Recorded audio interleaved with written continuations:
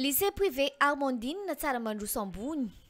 misokatra ny fisoratana anarana ho an'ny classe 6e hatramin'ny terminal AD. Misy ihany koa ny seconde spéciale ary ny tolotra manokana ho an'ny classe 6e sy 5e. Mora prix mpivarotra fitaovam-pianarana amin'ny vidin'entana tena mora manoloana ny Église catholique Mahabibo sy eo amin'ny hôtel Madame Chabot manolotra ho anao.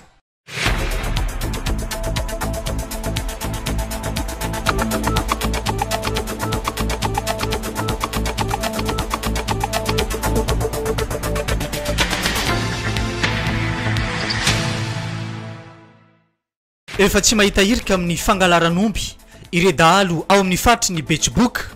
mivadika amin'ny kidnapping izy ireo amin'izao fotoana izao. Any tontolo ny fifidianana tsy mbola nisy candidat nanatitra ny horonan-tsary na horonan-peo teny amin'ny cellule de veille eto Tapitanana ny Mahajanga izay tompon'andraikitra mpanaramaso ny horonan-tsary sy horonan-peo alefa amin'ny aina amanjerim-panjakana. Nitarina ny toerana ahafahan'ny zotra fahafolo mifamezivezy eto Tapitanana ny Mahajanga. Ny tontolo ny fanatanjahantena voafidomaly ny section ny baolina kitra ao amin'ny district ny Mahajanga faharoa.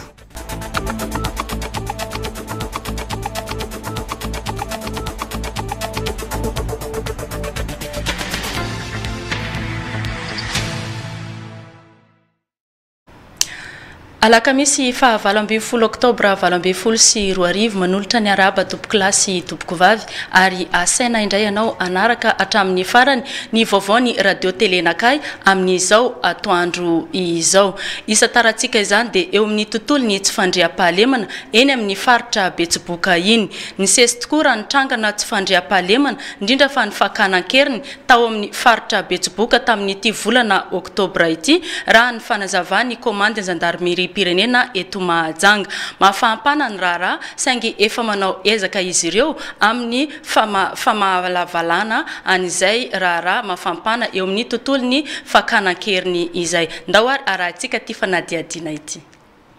Trangana fakanan-keriny efatra no niseho tao amin'ny faritra Betsiboka ny valiko hatramin'ny 15 oktobra lasa iny.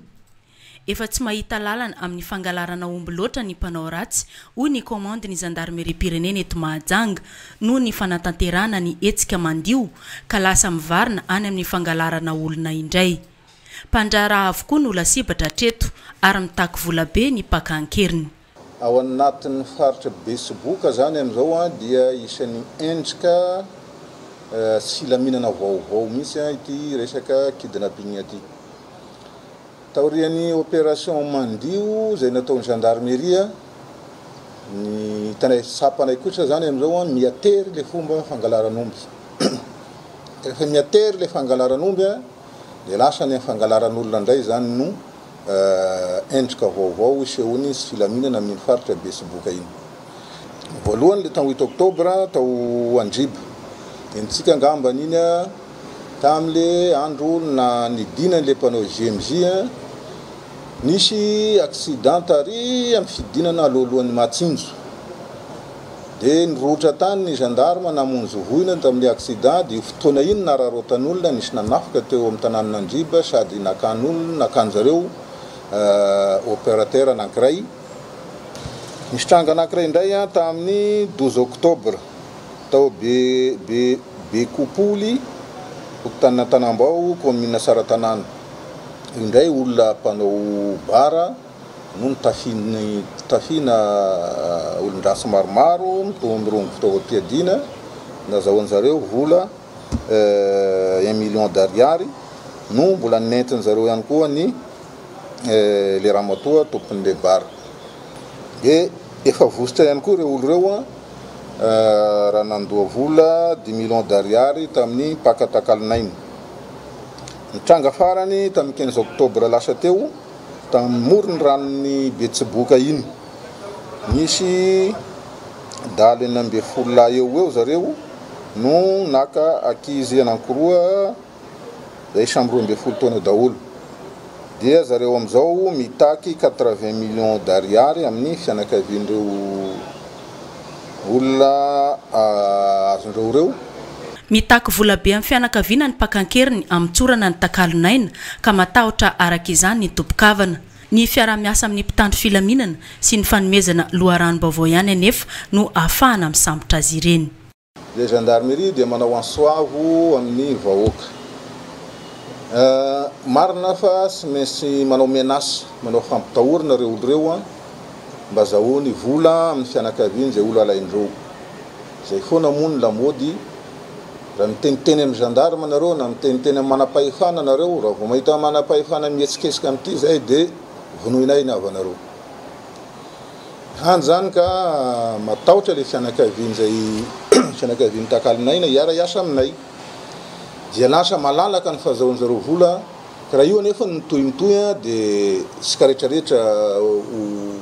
ho andraman'olona atao ohatran'izay daholo. Fa zahay dia manafatra sy safa-tsy ny fiara-miasa amin'ny mpitandro filaminana ihany ny azo amoahana an'io.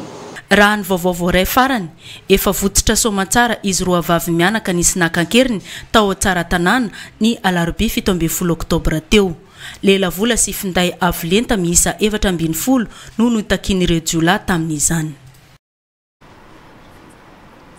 Efa tafaverina soamantsara eny anivon'ny fianakaviana araka izany ireo roa vavy izay nisy nakankeriny tao amin'ny distrika ny tsara tanàna omaly alarobia atoandro. Fa ivadika lafim-baovao eo amin'ny tontolon'ny fifidianana isika tapabolana nametrahana ny cellule de veille tsika amin'izao fotoana izao. Cellule de veille izay mpanara-maso ny fampelezan-kevitra ho an'ny candidat ho filoham-pirenena mialoha ny andefasana an'izany amin'ny haino vakijery ary haino manjerim-panjakana. Hatreto aloha dia tsy mbola misy ny candidat izay nanaraka ny lamina napetraka io. Ndeha ro arahantsika ty fanadiadiana entiny Anise Rasy Mandimby ity. Mbola tsy nisy ireo candidat ho an'ny fifidianana filoham-pirenena eto Madagasikara. Nampafantatra ny fampelezan-kevitra ho azy teny amin'ny cellule de veille eny amin'ny Mozea Kiba teo aloha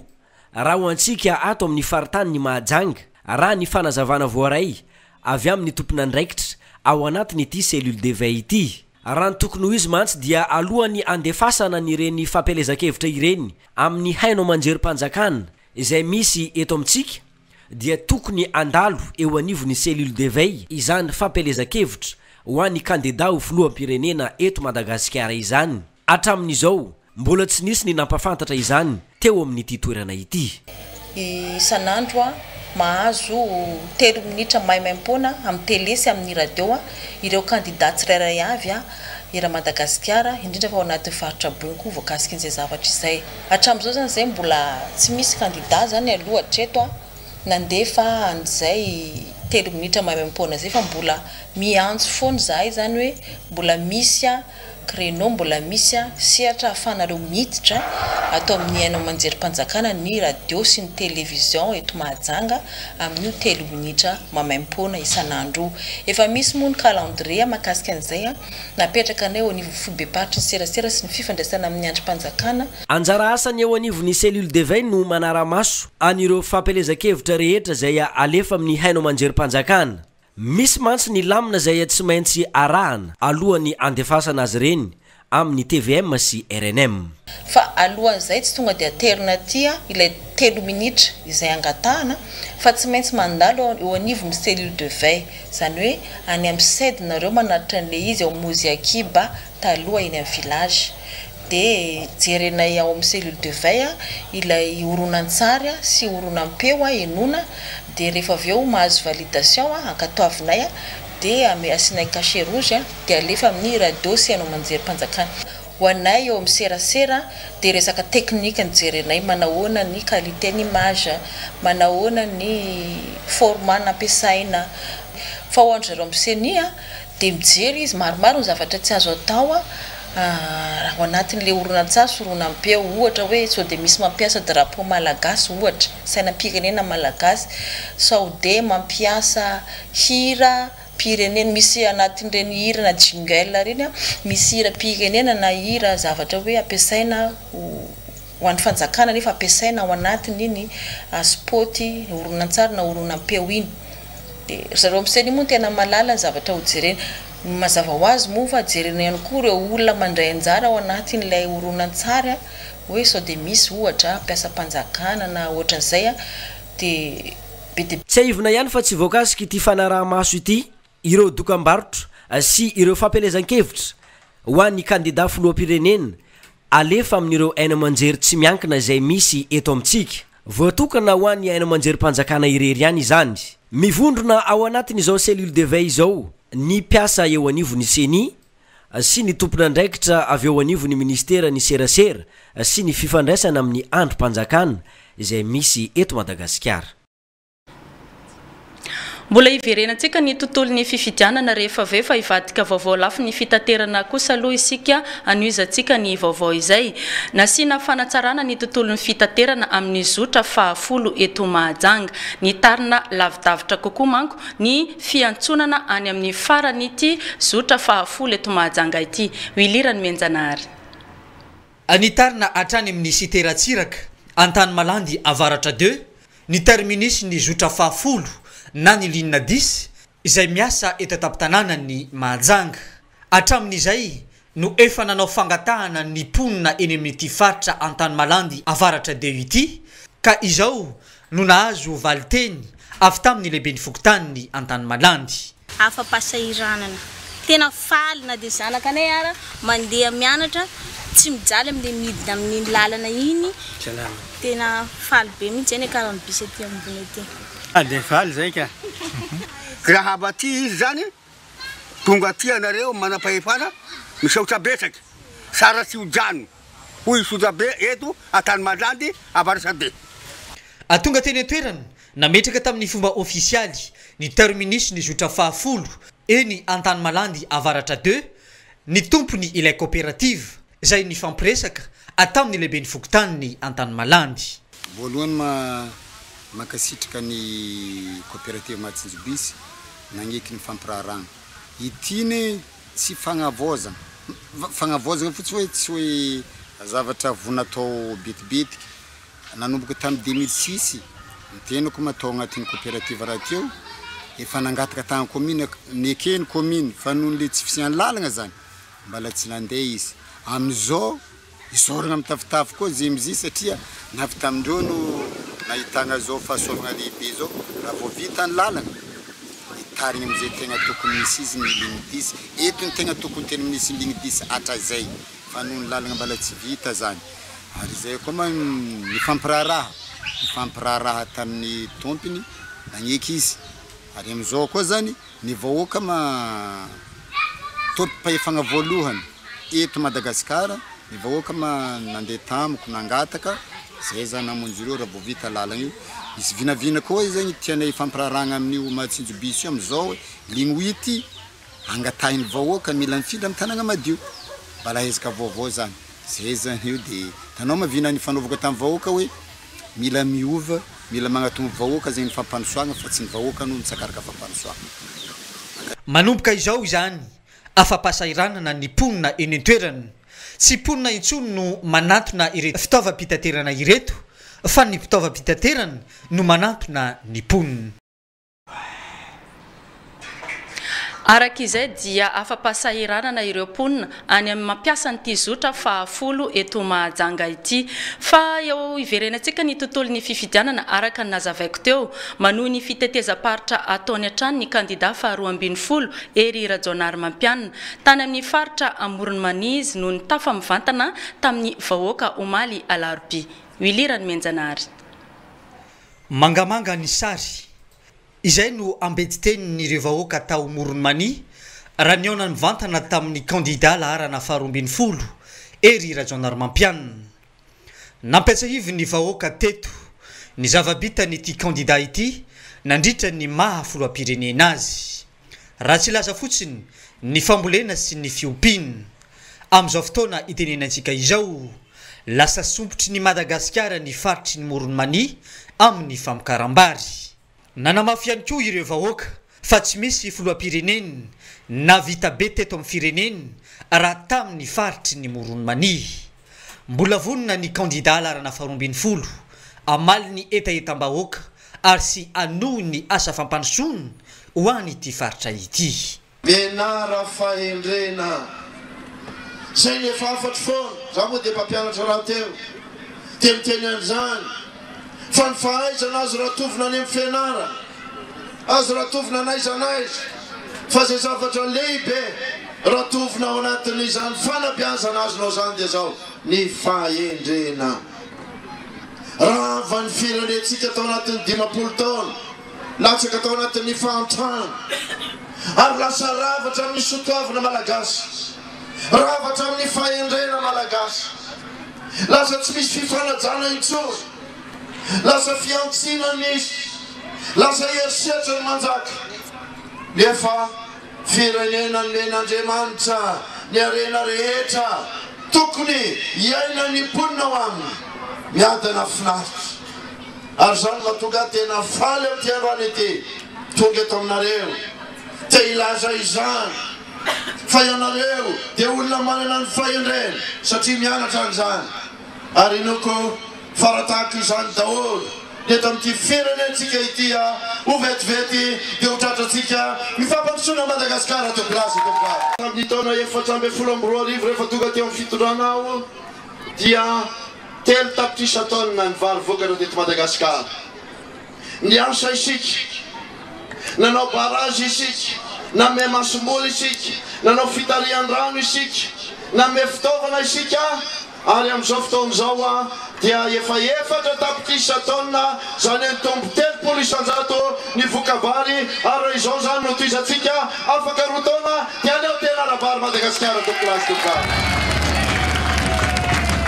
fanambo lehibe zany vitsy ny samanao zany fanambo zany nefa maro ny laza aminao fa afaka ray volana dia vitan'izao izy vitandrema ry tanora vitandrema ray aman-dreny eo anoloan'ireny zavatra ireny fa amin'ny 7 novambra aza velanao angalarin'ny olona lay fahefanao faratampony efa nazy tombony mponina teny toerany ary mbola maro ny asa tsy maintsy atao mba ho fampandrosoana ny mponina sy Madagasikara taoriny ny fitsidian'ny kandida larana faharoambin'ny folo ny Amorony Mania ny azo ny tanàna ny Ambositra ny toy amin'ny fanaovana ny fampielezan-kevitra kandida larana faharoambin'ny folo Erajonar Mampianina mangamanga ny sary izay no fahafantarana azy mbola hijanona tanteraka ao anatin'izay tontolo ny fampelezan-kevitra sy fifidianana ho filoham-pirenena izay ihany isika misy ny fanambarana ataony mpanohana ny kandida larana faharoambin'ny folo eto Mahajanga ndeha ary arahantsika izay manao salama ianareo vahoaka eto taptanana Mahajanga izahay zanaka région-ny Androy izahay zanaka région-ny Androy dia manohana 100 isanjato ary magnambara eto retany rendanitra fa hanohan'ny filoha Hery Rajonar Mampianina zay latsaka filoham-pirenena koa vogno zay zanaka région-ny Androy eto Mahajanga sy ny manodidina agny amin'ny commune agny amin'ny district izay misy zanaka Antandroy dia miara-dia ay eto hanohana azy satria bety zavatra ny vita bety zavatra natao amantikagna indrindra fa aminareo agny amin'ny commune sy ny district any amin'ny tanàna ny Ambatoboiny ny Marovoay Mitsinjo de na vitana ezaka ary nanova fiarovana antika zanaka Tandroy koa noho izany tapakevitra zahay membre de bureau bitarika indrindra fa ny filoha pitarika fa hanohana azy hatramin'ny fara amin'ny filatsahana filoham-pirenena ty koa magnentagna manao antsoavo antika zanaka Androy agnatin'ny faritany Mahajanga eto tsy fa hiara-dia tika hiara hanohana tikagna ifiloha Hery Rajonar Mampianina numéro 10 numéro 12 koa magnentagna antika zanaka Androy hifidy ny laharagna faharoa amby folo na 12 izay zany tiagnentagna antika zanaka Tandroy tsy ankanavaka maneragny ty faritsy boiny ity indrindra fa ho agny amin'ny commune izay nandalovako izay nanovako fiteteza paritsy koa de maro aroany telefony iza ty atika tohagnana président iza ty filohantikagna iza ty tohagnantikagna koa namaly raha areo te hoe mbola miandry aloha mbola mijery aloha ny olo zay toko ho fidetikagny ka raha nanapa-kevitsy zahay ny zavabita i Andriamatoa hery rajana mampianagny dia izy no lany tikagny izy no safidy tikagny izy no hotohagny tikagny andro manaligny entagno ny vady aman-janaka entagno ty savregnagny ty roakemba ty simondrara zay fa mahafeno 20 taogno manan-kara-pifidianagny hifidy ilaharagna faharoa amby folo fa io no tsy hagnary antikagny io ty hijery antikagny io ty hagnampy antikagny amy ty raha mahazo antikagny ato amy faritany Mazenga satria fa maro zavatra natao zay hagnome ohatsy kely raha eto nisy ady tagna maeva tanàna commune Mangabe raha tsy nisy ny fitondram-panjakagna zay tari hery Rajana Mampianigny tamy ty fitondra mbo teo de ataoko ngamba fa nijaly ary tsy nivoavaha ny olagna ka raha fa nagnome baiko izy de malaky ny mahampanjakagna azy nivory ny mambarany omisen'ny Mazenga nivory ny omisen'ny maeva tanàna namaha ny olagna namaha ny problemo nilamigny ara-dalàna ny zanaka tandroy tam'izay fotoagna zay ary hery Rajana Mampianigny dia tia fihavanagna tia fiarahamonigny indrindraindrindra fa ho antsika madinika ambany ravikily koa magnentagna antika zahay am'izay zavatra zay satria soa tena ta antikagny maro ty raha niarova antikagny koa de isaoragny ty vata manokagny enga ny Andriamanitra hitahy azy ny vady aman-jana tsy niankohona ary angatatika amandroazagny mba ho lany ho filohendra mandeha eo amy toera izy saotra tompoko ao anatiny herinandro faharoa eo amin'ny tontolo ny fampelezan-kevitra zay moa isika amin'izao fotoana izao efa misy ihany koa ny fihetsiketsehana ataony ity candidat laharana faharoa ambin'ny folo ity raha ho any tapitanàna ny Mahajanga manokana fa anaraka filazana aloha isika avy eto izantsika indray ny vaovao.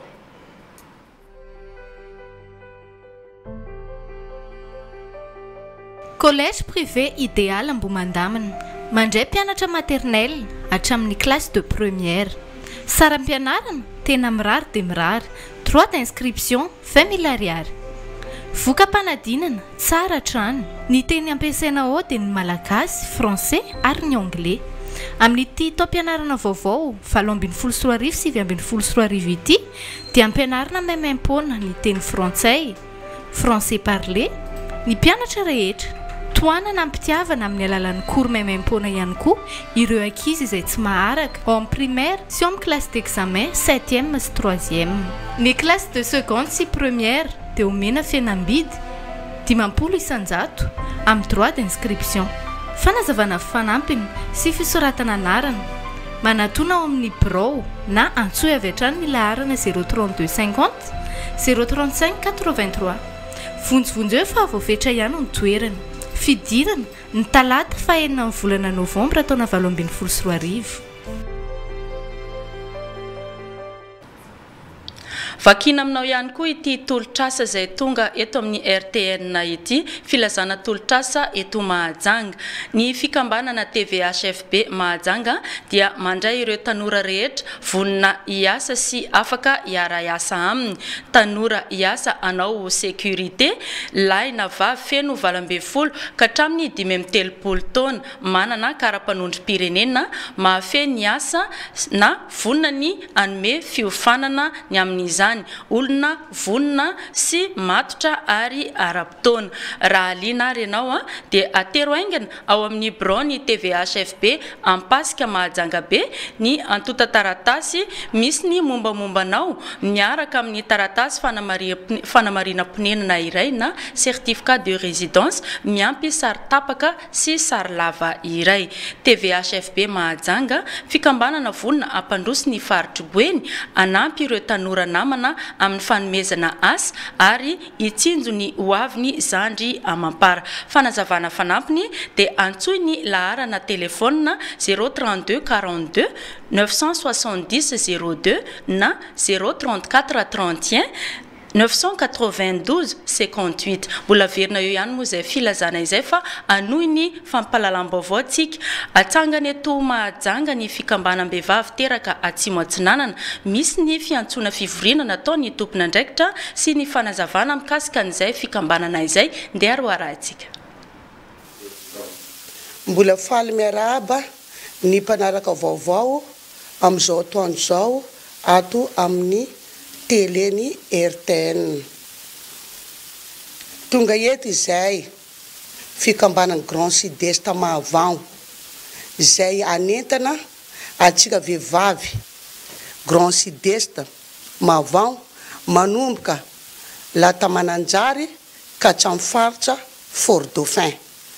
Izay vehivavy mpikambana izay nisy lohanay tena eto ato ny Lata Vangaindrano, ato Lata Mananjary, ato Lata Fort Dauphin, ato Anosy, ato Antemoro, Vohipeno. Dia ireto fikambanana reto izay miforona amin'ny asa sosialy, fikambanany viavy Mahavango. Ny fikambanany viavy Mahavango izay efa vita taratasy ara-panjakana ary efa nahazo RSPC. De miantso anareo jiaby mbola tsy tafiditra anatin'ny fikambana mba hiditra ato amin'ity fikambana ity. Ianareo zay efa tafiditra ka tsy hitanareo le 16 tamintsika nivory voalohany de izao itsika mivory ao amin'ny école Cité Tsaramanjoso amin'ny lahady ho avy zao. Ao ny fivoriatsika isakatsika mivory ka izarany badgy sy fisy zay hozaraitsika amin'io andro ka mitongava de eto ny vola 500 adidy zay efa nifanarahantsika. Anapiko an'izay teny teo nandalo tamin'ny présidence madamo namantsika raiky ry tongava atsika raha mbola tsy anatin'ny fikambanany Grand Sud-Est Mahavango. Sisa taora ity fara-pazaka na ia sy magnava kolo asika raha boka farafanga Vangaindrano Vohipeno Mananjary jusqu'à Fort Dauphin mitongava sary fikambana na maro na ia fikambana misy anao yay sy magnavaky mitongava midira sisa taora ity zany isangananay entota eto entota za boka Vangaindrano farafanga Mananjary Fort Dauphin I Vangaindrano afaky miditra amity sisy fidira arabola ity hoe misy fidira arabola mitongava matoy ay misanga etoa tianay fikambanany Grand Sud-Est Mahavango satria sika io olo raiky nitambatry zay mitambatry vato zay misara kosa fasiky nefa kosa isika vato isika mitambatra tsanatsana isika raha boka Atsimo Atsinanana agny mitongava ro avako aby itoa yay da namorona an'ity fikambanany Grand Sud-Est Mahavango ty faly ay maro fikambanana yay da nisan'ny mikambana amin'Atesaka agny na de maro avao koa fikambana itambaranao agny sy magnavaky ay ity zay tonga eo da resinay agnaby. Izay fikambanana Mahavango zay niforona teto Majunga io zany manerana ny provincienne ary efa tafitsangana ara-panjakana avokoa ary izay koa zany tsy anjavan'ny fikambanana efa vita Grand Sud-Est efa vita na de namorona an'ity fa nefa kosa namoronana an'ity zany mba ifakahaizanay ny viaviny Grand Sud-Est eran'ny faritra. Ny toerana anaovana fivoriana zany de ao amin'ny Cité Tsaramanjoso de mitongava jiaby anareo manomboka aty Anosy Varika ka hatramin'ny Fort Dauphin de ity ny RSPC tsika izy io ny RSPC tsika efa vita ara-panjakana de ny lera amin'ny 2 ao amin'ny Cité Tsaramanjoso.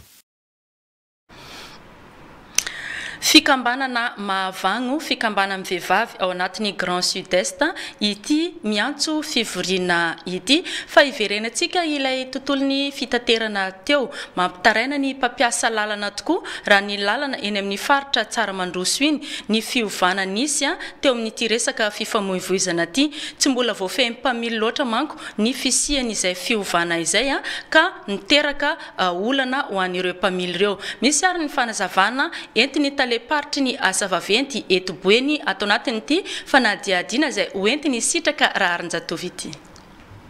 Maro ireo mpampiasa lalana no tsy mbola mahafantatra sy mahafeny fiovana misy eo amin'ny lalany Tsaramanroso iny amin'izao fotoana izao. Nanomboka tamin'ny fanibohany JMJ Mada 9 anona ahita-panamboarana ny resaka fifamoivoizana eny an-toerana. Hatramin'izao anefa dia mbola vitsy ireo mpampiasa lalana no mahafehy izany. Mbola izy ho kosa ny tompona ndraikitra eo anivony asa vaventy ny takela-by izay ho apetaka ho fampahafantarana izany.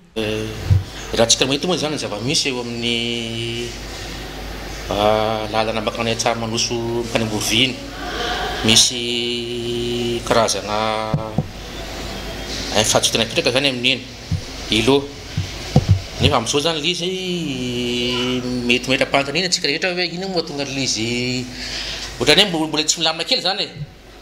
fa mbola andalana fametrahana le mpanoa zany zay fa zava-misy aloha amin'izao zany azo resana dia tokony hoe anaraka an'izay toromarika omen'ny tany filementsika aloha mandra mahatonga le mpanoa fa isy mpanoa ipetraka eo zany la eo amin'ny aksa midina amin'iny fiangonana katolika iny sy eo amin'ny croisement makany Tsarana zay zavana zay ngamba zavana mazava ho azy ilatsika amin'ny embouteillage aloha ilatsika mety ngamba zao fa famina le embouteillage ao hoe na miraha mahafantatra zany dia zay fotsy zany hoe mandra mahatonga le mpanoa ipetraka dia arao aloha le toromarika hoe mpitandro filaminana atrita ngamba dia zay ngamba no azoko resara mikasika ny zavatra eo aloha. Raha tsaivana eto amin'ny tsy toerana eto Tsaramanroso ity dia niova ho sens unique ny lalana midina any amin'ny bazary Tsaramanroso miazo ny eglize katolika iny. Tsy azo atao ihany koa no midina eo amin'ny toerana io. Raha eny amin'ny rond-point miazo ny Tsararano iny kosa indray dia mizara roa mazava tsara ny lalana. Raha avy any Tsararano ianao dia mety raha makany Amborovy farany avy any Amborovy kosa dia tsy afaka midina makany Tsararano. Maromaro ny fiovana nisy raha nambara ny tompona ndraikitra trany afa aoka mba samy anaraka ny fandaminana raha nambara ny solotena ny ministera ny asa vaventy eto amin'ny faritra Boeny. Ho fanalana ny fitohanana izay misy eto amintsika no antony nametrahana ireny fotodrafitrasa ireny araka ny fanazavany tompona ndraikitra teo. Fa ivadika eo amin'ny tontolon'ny finoana isika amin'ity vaovao manaraka ity natao teto Mahajanga manko ny fankalazana nasionaly ny andro ny scoutisme anglikanina manerana ny Madagasikara ary omaly izy ity no ny sokatra. Nisy araka izany ny fisaorana sy ny fampafantarana entiny tompona ndraikitra andeha aroarahantsika. Ya voalohany indrindra dia miaraba ny fobe skoto anglikanina ao anatin'izao dingana lehibe lalovan'izy ireo zao dia fanatanterahana ny zaikabe nasionaly eto Mahajanga. Ny fiangonana dia mametraka anisan'ny zava-dehibe ny fanabeazana skoto eo anivon'ny anglikana satria raha ny tantara no zoina dia tao fiangonana anglikana nipoirana zany fitaizana scoutisme teto Madagasikara izany voalohany indrindra ka dia ny anjaranay amin'ny matompo mandraikitry ny fiangonana dia mampirisika mampahery ary mirary koa ny ahavitana sy atotosanjo zaikabe zao atsaka ny siandavany eto amin'ity tanàna Mahajanga ity mba hitera-bokatsoa ny fiainan'ny fiangonana ny tanindrazana indrindra ny siam-piarahamonina samy hafa tokoa zany satria zay ny tarigetra lehibe ijoroany ny sampana skoto eo anivon'ny fiangonana ka dia zay ngamba ny teny fohy anampina zay rehetra eo voalasa. Tsotra n'Andriamanitra tsika afatanteraka soamantsara ny fanokafana tamin'ny fomba ofisialy ny zaikabe nasionaly ny skoto eo anivon'ny fiangonana anglikana zay natao atao eto Mahajanga mandritra ny 5 andro. Isoron'Andriamanitra ny fahatanterahana zany araka tamin'ny fotoam-pivavahana lehibe tamin'ny fanolorana kominina masina sy ny fanokafana zay nataon'ny filohan'ny FEM dia ny évêque Monseigneur Narvelo Samuel John. Ary ny tanjona amin'izao zaikabe zao moa dia ny hanamafisana orina trano ny fiorenan'ny scoutisme eo amin'ny fiangonana mba ho fitezana lehibe ho an'ny tanora araka ny tanjona ao anatin'ny fikambanana dia ny hoe tanora matahotra an'Andriamanitra, vonina nompo an'Andriamanitra sy ho andry ny tanindrazana ary ho tiany namana. Dia ankasitrahana an'Andriamanitra indrindra zay rehetra nataontsika androany. Raha ny isan'ny skoto eo anivon'ny fiangonana anglikana amin'izao fotoana izao dia manodididina ny 790 eo ny ankizy beazina ary ny mpanabe dia eo amin'ny 200 isa, ny mpanohana dia eo amin'ny 400 isa eo eo. amin'ny akapobeany zany dia izay no mitambatra mamomeny skoto eo anivon'ny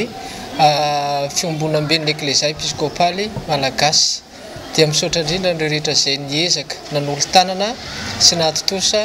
ary miezaka ny mbola atotosana izao zakabe nasionaly faefatra taorianany natao tany Toamasina izao. Ny anisan'ny fotokevy dehibe zay mpanjina mandritra an'izao zakabe zao dia ny Koritiana voalohany toko fa 5:10 andiny fa 7:10 ka ny ten'Andriamanitra hoe aza miova ary mahefabe mandrakariva. Anisan'ny tanjona ao anaty izany dia ny ahafantaranay skoto eto amin'ny Anglikana fa ny skoto tena manompo an'Andriamanitra dia manompo ny hafa.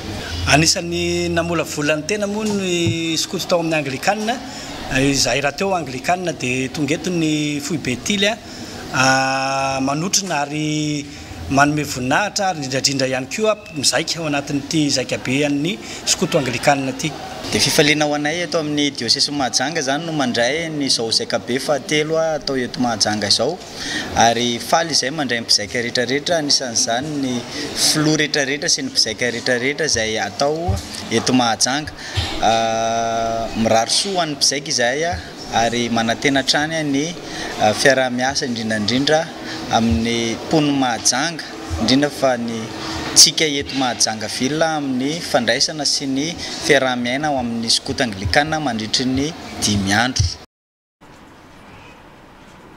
Ambohi-pionan'ireo skoty Anglikana araka izany eto an-tampon-tanànany Mahajanga amin'izao fotoana izao, fa eo amin'ny finoana katolika kosa indray dia ny JMJ nitapitra fa mitohy kosa ny fandaminana sy ny jeritodika tamin'ny nandraisana ny hetsika andiany fahasivy teto Mahajanga ny valiko hatramin'ny 14 oktobra lasa iny. Misy ary ny fanadihadiana mikasika an'izay arahantsika. Nananambiny maro ny ankamaroan'ny karazan-tsakafo no manina ho an'ny mpivahiny tonga teto Mahajanga nandritra ny JMJ mada andiany fahasivy, na teny anivon'ny paroasy io na teny amin'ny Foibe. Ao anatin'ny fanaovana ny jeritodika manamarina ny isa sy ny lanjan'ny sakafo voangona rehetra ny tompona andraikitra eto amin'ny Foibe pastoraly diocésiane amin'izao fotoana izao. Misaotra betsaka eo anatin'ny fotoanany manao ny jeritodika ny fandaniana moa zahay amin'izao fotoana, dia raha araka ny hitantsika moa zany tonga dia tazamaso eo ny fa ambom-bava. Ireo zany ny denrée non périssable zany hoe le tsy any amin'ny chambre froide, fa raha ny eo amin'ny vary dia mbola hitantsika eo amin'ny 2 tonnes mahery kely eo ny vary, ny menaka dia ny siramamy sy ny sira dia ny tongolo zany mbola nahitana ambiny. Dia ny eo amin'ny lafiny denrée périssable zany amin'ny chambre froide moa dia mbola nisy ambiny ihany koa ny eo amin'ny lafiny ny poulet de chair nisy ambiny kely, ny akoho gasy, ny akoho nofony sy ny hena. Dia mazava ho azy moa ny tongony sy ny lohany reny tsy nozaraina fa mbola ho ampiasaintsika amin'ny fikarakarana manaraka ho an'ny mpahandro angambany. Samy nanana ny voamierany andraikitra ny sakafo avokoa ny paroasy valo teto amin'ny vikaria Mahajanga tampon-tanàna nandritra ny reny JMJ ireny. Niara-ny asa akaiky tamin'ny voamerany fandrahoana izy ireo tamin'ny fitsinjarana ny sakafo atokona isan'andro.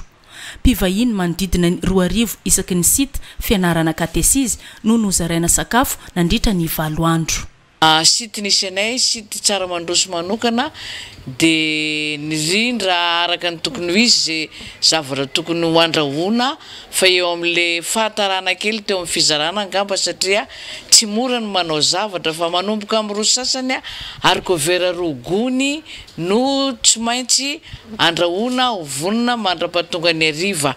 karoty koa ohatran'izany rogony, ny ovy koa ohatran'izany dia nefany ny mpikarakana ny mpiandraikitra miovaova le isany asiana sokajy na ekipa hoe hiasa amin'iny andro iny nefa tsy voatery ho tonga eo daholo ny olona na dia fa n'olo tena aza, fa mba niezaka ihany aloha nanao araka an'izay tratry ny aina, araka an'izay ezaka farany angovo ozy Mahajanga, nefa araka ny teneniko hoe tsy moramora ny manao zavatra, dia raha araka ny tokony ho izy dia nahatsapa ihany aloha zay hoe tomomba na dia tsy zato isan-jato ara fa araka ny faniriana hatramin'izay hoe mazonga pare nefa averiko ihany a tsy moramora no manao zavatra. Efa vonina ihany koa ny savony sy ny vovon-tsavony ary ny fitaovana rehetra entina manadio ny toerana nampiasaina nandritra ny JMJ teto Mahajanga. Ireo tanora sy kristiana isaky ny paroasy no anatanteraka ny fanadiovana amin'ity herinandro ity mialohan'ny fidiran'ny mpianatra amin'ny sekolim-panjakana sy ny sekoly katolika rehetra. Tsy hivina ihany fa tamin'ny valiko hatramin'ny 14 oktobra lasa iny no nanatanterahana ny JMJ andiany fahasivy teto an-tampon-tanàna ny Mahajanga ary efa any fantatra ihany koa fa any Antsirabe ny fankalazana ny andiany fahafolo amin'ny taona 2024.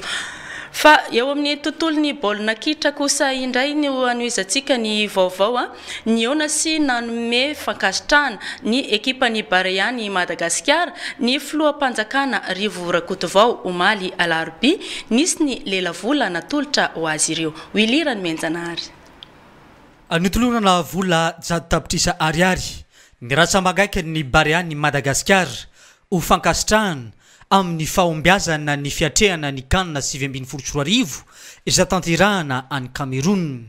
Ny filoham-panjakana Rivo Rakotovao asi Premier Ministre Christian Tsay no nanolotra sy nandray ny ratsamangaika ny Barea-ny Madagasikara omaly. Ary mbola hoisy ihany koa ny mariboninahitra omena ireto ekipa-pirenena ireto raha voatendry ny filoham-pirenena vaovao hitantana ny firenena.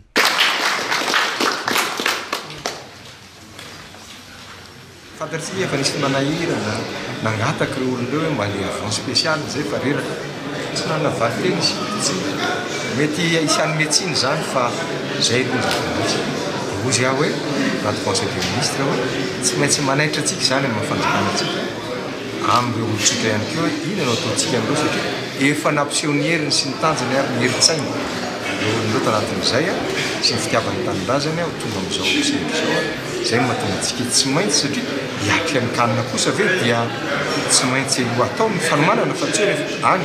fanomanana tsy maintsy mijery zany ny fanjakana inona no anisany koa ny teny fankasitrahana sy fisaorana ho an'ny fitondram-panjakana sy vahoaka malagasy nataony solotenany Barea-ny Madagasikara nandritra ny ity fihaonana ity. Teny ngamba dia misaorana rehetrarehetra namoana ray fotaminay eto koa dia mamerina fisaorana ihany andreo malagasy mipetraka ny Guinée satria nanampy etabe anay tamin'ny fandresena tany atoerana zavatra natonareo natondry zareo ary tena betsopo tanteraka satria zareo Guinéana moa dia misy ny stratégie nataony zany dia na tsisy terrain zay fa reo malagasy praitandraza raha mosika mipetraka aminy mitady terrain tady zavatra zay mampety anay dia mety tokoly satria nandresy tany fa fisaorana amin'zareo eram-peratsaina. Zaho somary eto amin'ny tenareo somary mankaritsina kely satria après match vao misy ohatrany hoe miarakely vao tena mieritreritra hoe tena lasa marina zay fa maro ohatrany somary mbola ohatrany hoe tsy haiko hoe mankaritsina nandresy fa eto vao somary mankaritsina kely hoe lasa marina ka le malagasy kely tsy faly misaoranareo zao fanavina nomenareo zay nomenareo anay zay ny zavatra tiako tenena ngamba dia hoe mirahina ny toizany ny fiarah-miasa tantana sy amin'izay tantana ny zavatra afaka omeko ngamba dia hoe izahay dia hiato mafy ho an'ny firenena malagasy ho an'ny malagasy tsy vaky volo tsy hitsangamenatra eo ny amin'izany kanina 2024 zany fa dia hiezaka ny ametsara ny rava malagasy praitandrazana amintsika tsy vaky volo. Avao sambany ateo amin'ny tantara-pirenena malagasy no hiatrika ny kanina ny Barea-ny Madagasikara manoratra ny tantarany eo amin'ny tontolon'ny baolina kitra araka izany isika malagasy ary utazany any Cameroun ny saira-pirenena malagasy mandritra ny ity kanina ity. Anterina trano ny fiarabana ho an'ny ekipan'ny Barea-ny Madagasikara tafitasoa amin'ny kanina 724 izay tanterahina any Cameroun izay arabaina ihany koa ny mpity baolina kitra rehetra manerana ny Madagasikara sy ny eto Mahajanga. Isentikely indray ary losika anaraka filazana.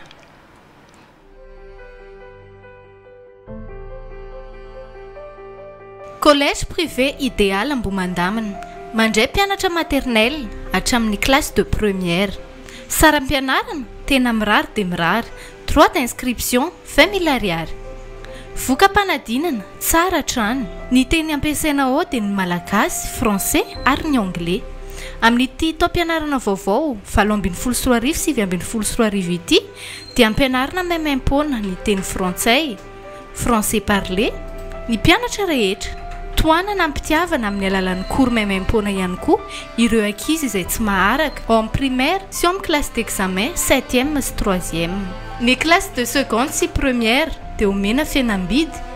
50 isan-jato amin'ny droit d'inscription. Fanazavana fanampiny sy fisoratana anarana manatona ao amin'ny birao na antsoy avy hatrany ny laharana 032 50 035 83. Vonjovonjo eo fa voafetra ihany ny toerana. Fidirana ny talata 9 volana novambra taona 2024.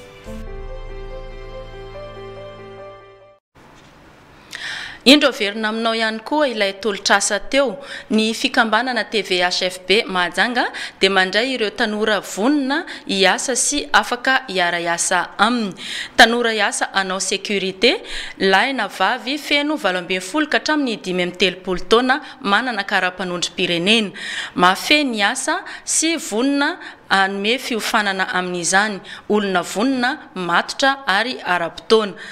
Raha liana renao dia atero aingana eny ambirao TVHFB ampasika eto Mahajanga ny antota taratasy misy ny mombamombanao miaraka amin'ny taratasy fanamarinam-ponenana iray na certificat de résidence miampy sary tapaka sy sary lava iray. TVHFB Mahajanga fikambanana vonina ny ampandroso ny faritra Boeny anampy ireo tanora namana amin'ny fanomezana asa ary itsinjo ny hoavin'ireo zandry amampara. Fanazavana fanampy raha ilaina dia antsoy ny telefona 032 42 970 02 ary ny 034 31 992 58. Toizantsika ihany ny fampahalalam-baovao amin'ny ity atoandro ity eo amin'ny tontolon'ny fahasalamana indray amin'ny herinandro avy io ny herinandro ny fahasalamany reny sy ny zaza na ny atao hoe SSME. Tolotra maro no hita amin'izany raha ho antsika eto Mahajanga ary eto Mahajanga raha teo koa ny fankalazana nasionaly an'izay herinandro ny fahasalamany reny sy ny zaza izay. Anisera Asmandimby. Ho tanterahana amin'ny alatsinainy 12 ny volana oktobra hatramin'ny zoma 9 ny volana oktobra ho avy io ny herinandro ny fahasalamany reny sy ny zaza misy ny fandaram-potoana hoentina anatanterahana an'izany etsika ho an'ny fahasalamam-bahoaka izany eto amintsika. Fanomezana andreo lay odi-kankana andreo lay zaza enimbolana ka hatramin'ny faha 7 volana. Dia misy ny fanomezana odi-kankana ho an'ny zaza 12 volana ka hatramin'ny 7 volana ihany koa. Anaovana vaksiny andreo lay zaza tsy vita vaksiny, zany hoe mbola ao anatiny lay hoe latsaky ny ray taona zany izy ka tsy nahafeno an'ilay vaksiny zay fantatritsika renitsahady amin'le hoe ratsan-tanana 5 dia amin'io fotoana io zany no anentanana atsika reny mba anantona ny tobim-pahasalamana fanan'ilay fitiliana ny resaka tsy fanjari-tsakafo ka raha ohatra ka hita fa tsy ampilanja lay zaza tsy mifanaraka amin'ny taonany dia misy fanomezana azy fanampy-tsakafo zay hoarahany mitohy eny anivony CSB misy azy dia entanina zany tsika reny fa zava-dehibe ny fanaovanao vaksiny miaro amin'ny tetanosy mandritry ny anao bevoka. Raha tsy misy ny fiovana dia ao amin'ny tokotany malalaka ny sampandraraparitry ny fahasalamam-bahoaka no anatanterahana ny etsika herinandro ny fahasalamany reny sy ny zaza ho an'ny ity taona 20 sy 2024 ity. Eto Mahajanga no anaovana ny fankalazana nasionaly amin'ny fomba ofisialy. Fa itsika zany ny tokony anatona ny pahasalamana am'ireo ny fotoana reny a fa azontsika mahimaim-pona reo tolotra rehetrarehetra reo a misy ihany koa reo ilay ekipa mandehandeha eny anivon'ny fokotany a fa tsy mandombaravarana fa mijanona izy eo amin'ny bron fokotany mijanona izy eo abazary mijanona izy eo amin'ny parkaza am'ireo le toerana bebe olona ireo no anaovana an'izay zavatra izay fa tsy ho tafiditra mianatra mihitsy ireo zanatsika ireo a raha ho avy ny fotoana idirana eny an-tsekoly raha tsy mahavita an'ilay vaksiny rehetrarehetra mandritry ny alohany fa herintaonany tombony ho an'ny reny sy ny zaza ny fisiny ity herinandro ny fahasalaman'ireny sy ny zaza ity maimaim-pona avokoa ireo tolotra rehetra izay omena mandritry ny ho hetsika io amin'ny herinandro avy io ny herinandro ny fahasalaman'ny reny sy ny zaza izay eto Mahajanga ny fankalazana izany nasionaly tolotra maimaim-pona avokoa no atolotra ho an'ny reny bevoka reny voateraka sy zaza voateraka ihany koa mandritra izay herinandro izay fa iverenantsika kely indray ny tontolo ny baolina kitra teo no tanterahina omaly alarobia manko ny fifidianana filohan'ny section football na baolina kitra ho an'ny Mahajanga faharoa tao amin'ny broparitry ny tanora sy ny fanatanjahantena no nanatanterahana an'izany ka roa ny mpifaninana tao anatin'io Anise Rasmandimby mitatitra ny fanadihadiana eo amin'ny sariny Krismi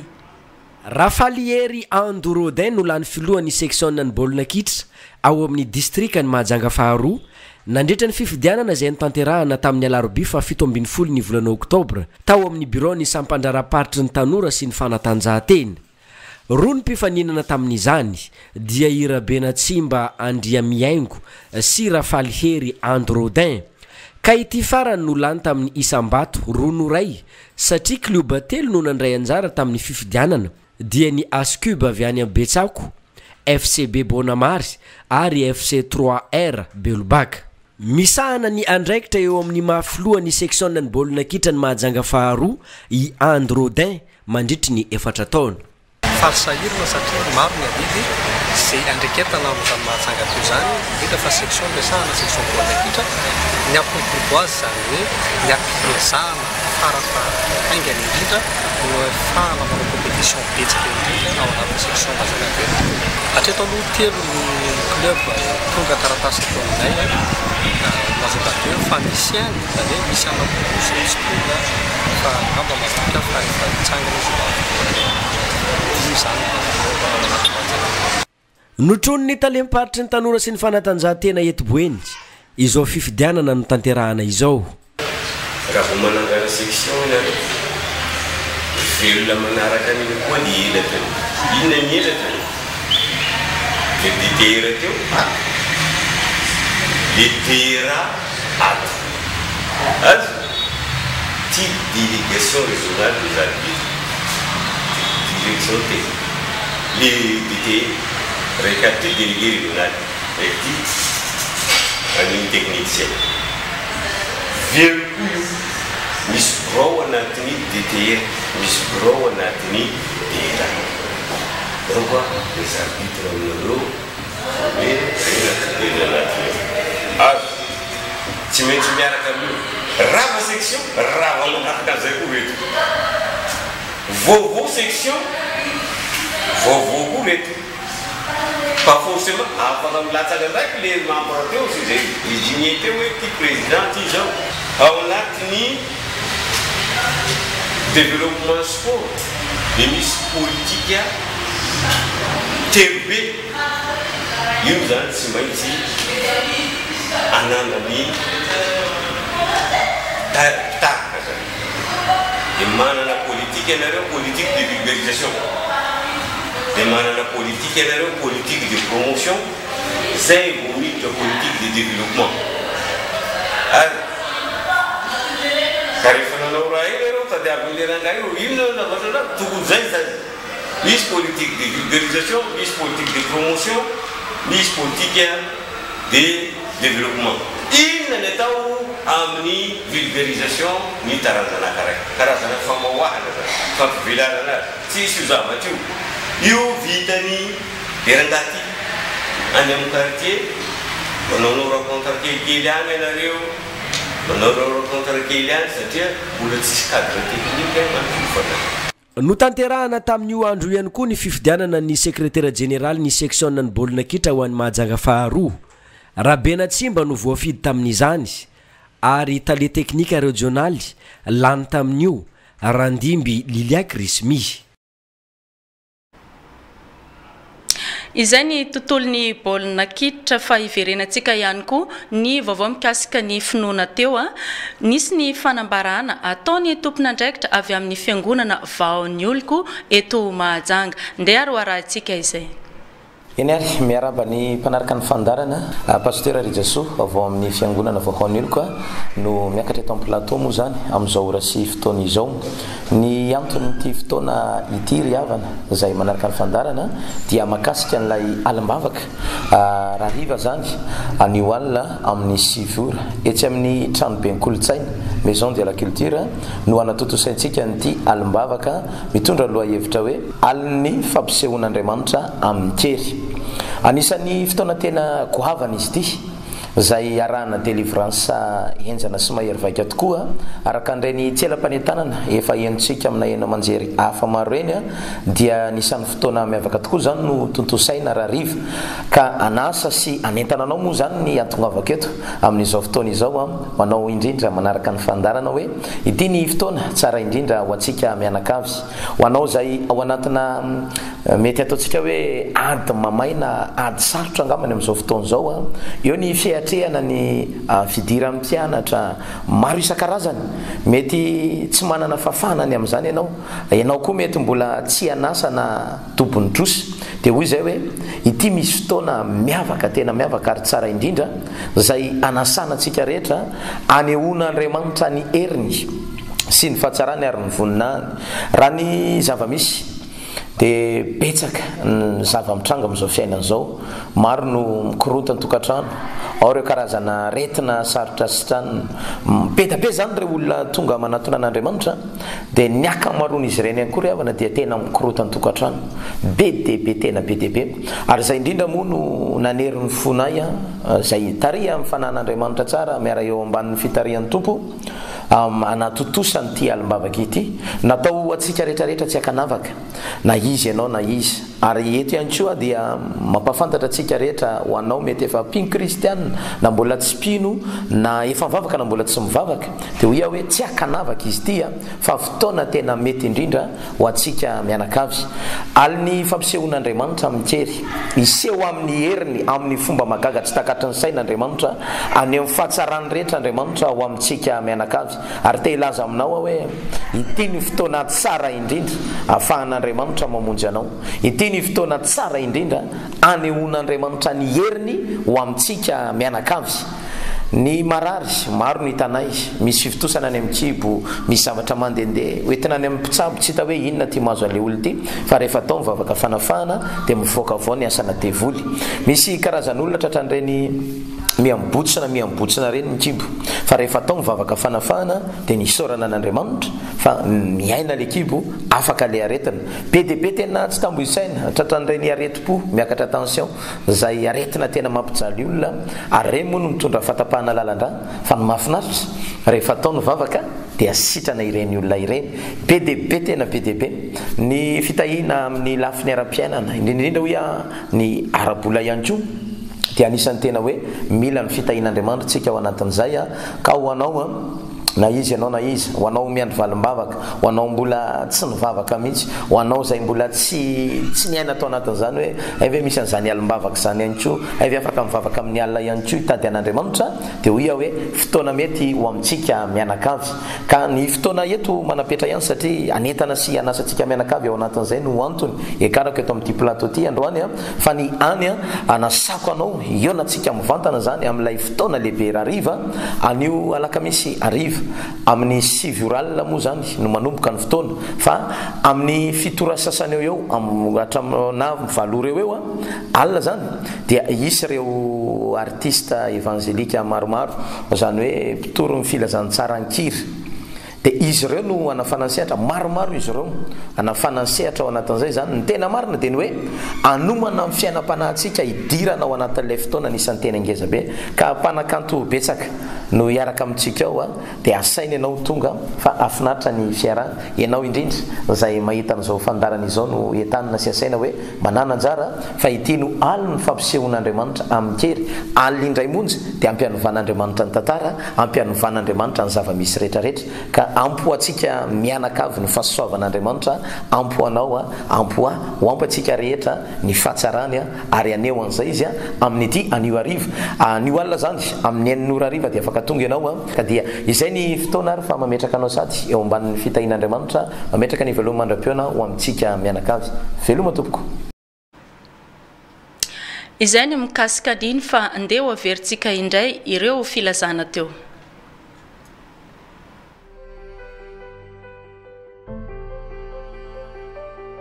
Collège privé idéal Ambomandamina mandray mpianatra maternelle hatramin'ny classe de première. Saram-pianarana tena mirary dia mirary. Droit d'inscription 20 000 ariary. Voka-panadinana tsara hatrany. Ny teny ampiasaina ao dia ny malagasy, français ary ny anglais. Amin'ity taom-pianarana vaovao 7 sy 7 ity dia ampianarana maimaim-poana ny teny frantsay, français parlé, ny mpianatra rehetra. Toanana ampitiavana amin'ny alalan'ny cours maimaim-poana ihany koa ireo ankizy izay tsy maharaka ao amin'ny primaire sy ao amin'ny classe d'examen 7e sy 3e. Ny classe de seconde sy première dia omena fihenam-bidy 50 isan-jato amin'ny droit d'inscription. Fanazavana fanampiny sy fisoratana anarana manatona ao amin'ny birao na antsoy avy hatrany ny laharana 032 50 035 83. Vonjovonjo eo fa voafetra ihany ny toerana. Fidirana ny talata fa 9 volana novambra taona 2024. Filazana tolotrasa ny fikambanana TVHFB Mahajanga dia mandray ireo tanora rehetra vonina ny asa sy afaka hiara-iasa aminy. Tanora hiasa anao sécurité lahy na vavy feno 12 ka hatramin'ny 17 taona manana kara-panondro mazava ho azy mahafeny asa na vonina omena fiofanana ny amin'izany olona vonina matotra ary ara-potoana. Raha liana ary ianao dia atero aingana eny amin'ny brony TVHFB ampasika eto Mahajanga ny antota taratasy misy ny mombamombanao miaraka amin'ny taratasy fanamarina ponenana na certificat de résidence miampy sary tapaka sy sary lava iray. TVHFB Mahajanga fikambanana vonina ny ampandroso ny faritra Boeny anampy ireo tanora namana amin'ny fanomezana asa ary tsinjo no avin'ireo zandry amampara. Raha toka mila fanazavana mpanampiny dia antsony laharana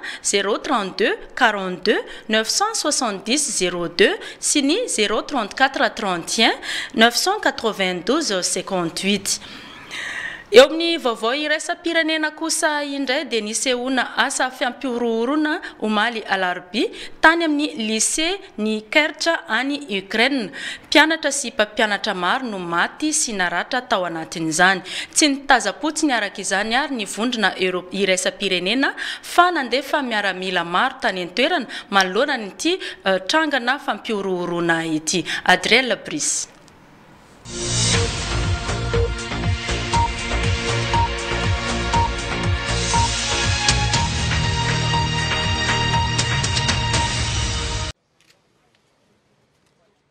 Olona 7 no maty, 3 naratra mafy tao amin'ny lycée Kerts any Ukraine. Vokatra ilay asa fampiorohorona nataon'ilay tovolahy iray antsoina hoe Vladislav Rosliakov omaly alarobia. Mpianatra sy mpampianatra avokoa ny akamaroan'ireo maty sy naratra mafy nandritra io korontana io. Rehefa tokony tafiditra an-dakilasy avokoa ireo mpianatra tao amin'ny lycée Kerts omaly maraina dia tonga ireo andehan'olona maro nanao tifitra vararaka avy hatrany. Tany am-boalohany tsy fantatra mazava ny tena antony nanaovan'ireo olon-dratsy ny asany fa ny fiamialeran'ny tanàna dia hoe mpianatra tao taloha na vita ny asa famonoana. Nandray ny andraiky ny avy hatrany ireo mpanao fanadihadiana rosianina ka voaporofo tao aorian'ny fanadihadiana nataon'izy ireo fa tena mpianatra mainty molalin'ny lycée Kerts tokoa i Vladislav Rosliakov izay 12 taona monja nitarika ny asa fampiorohorona. Voaporofo ihany koa fa valy faty tamin'ireo mpampianatra azy no ambadika ilay zavanitranga. Nandefa miaramila ny vondrona iraisam-pirenena mba hanampy ireo tafika any an-toerana manoloana ny zava-misy. Mba ho fiaraha-miombona alahelo amin'ireo fianakavian'ny Arambona dia nanatanteraka fivoriana ny filoha rosianina sy ny mpiara-miasa aminy ka nanapa-kevitra fa ampitondra dia amin'ny fampiononana ho an'ny vahoaka rehetra amin'ny alalan'ny Maria Zakharova mosolon-tena mpanjakana avy amin'izy ireo. Noraisin'ny fitondram-panjakana an-tanana avokoa ny fitsaboana ireo naratra mafy.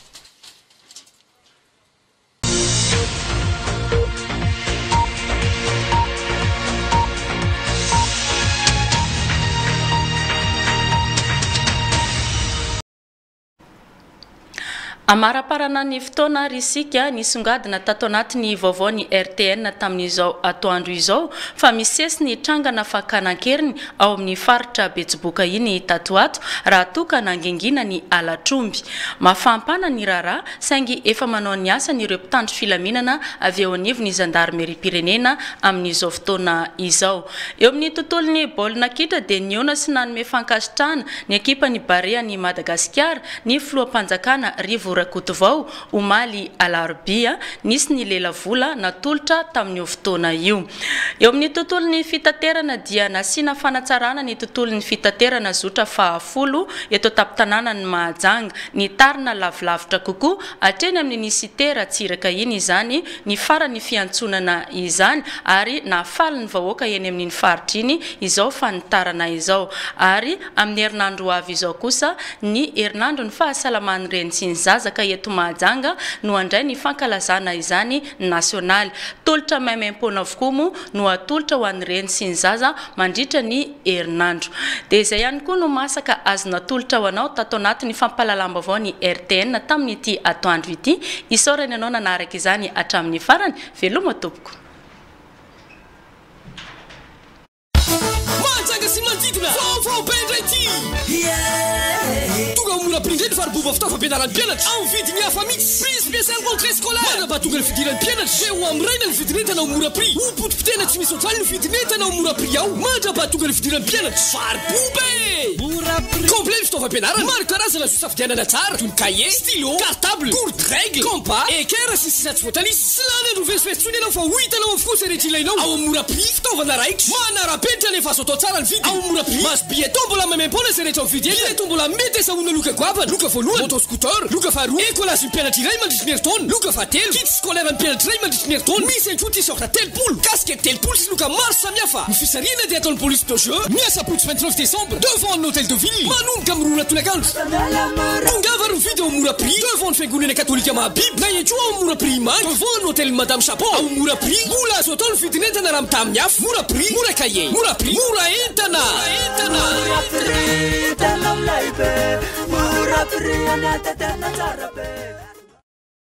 Lycée privé Armandine tsara mandroso ambony mpampianatra efa zadrara voka-panadinana tsy mena mitaha amin'ny hafa fampianarana manaraka ny toetrandro vonjovonjo eo fa voafetra ny toerana mora prix mpivarotra fitaovam-pianarana amin'ny vidinentana tena mora manoloana ny eglizy katolika mahabiby sy eo amin'ny hôtel madame Chabot nanolotra anao teo